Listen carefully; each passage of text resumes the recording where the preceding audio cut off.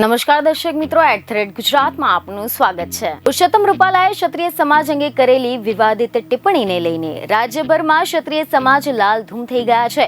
છેલ્લા કેટલાય દિવસોથી ઠેર ઠેર ક્ષત્રિય સમાજ દ્વારા વિરોધ વ્યક્ત કરવામાં આવી રહ્યો છે। પ્રચાર માટે જતા ભાજપના કાર્યકર્તાઓને પણ કડવા અનુભવ થઈ રહ્યા છે। ક્ષત્રિય સમાજે આંદોલન પાર્ટ 2 શરૂ કરી દીધું છે, ત્યારે હવે આ વિવાદને ઠારવા માટે ભાજપે પણ ડેમેજ કંટ્રોલ કરવા માટે ઓપરેશન જમણવાર શરૂ કર્યું છે।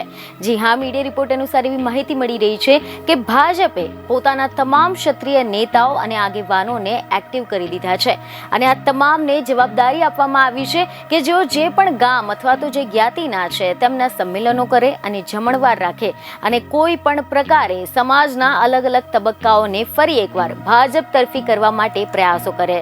તમે જણાવી દઈએ કે પુરુષોત્તમ રૂપાલાના વિવાદના મામલે ક્ષત્રિયો તો હાલ જરા પણ નમતું જોખવાના મૂળમાં નથી। ક્ષત્રિયોએ આંદોલન પાર્ટ 2 નો પ્રારંભ કરી નાખ્યો છે। ભાજપ વિરોધ મતદાન કરવા માટે ક્ષત્રિયોએ ધર્મરથનો સહારો લીધો છે, ત્યારે હવે આવામાં એવા રિપોર્ટ મળી રહ્યા છે કે આની સામે ભાજપે પણ હવે ડેમેજ કંટ્રોલ કરવા માટે ઓપરેશન જમણવાર શરૂ કરી નાખ્યું છે, જેના માટે તમામ ભાજપના ક્ષત્રિય આગેવાનોને પોતપોતાના ગામ અને સમાજના કાર્યક્રમો કરવા માટે પણ જણાવવામાં આવ્યું છે।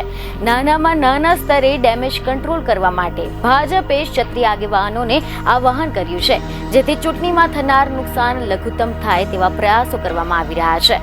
બીજને ખબરો સાથે ફરી મળીશું। ધન્યવાદ।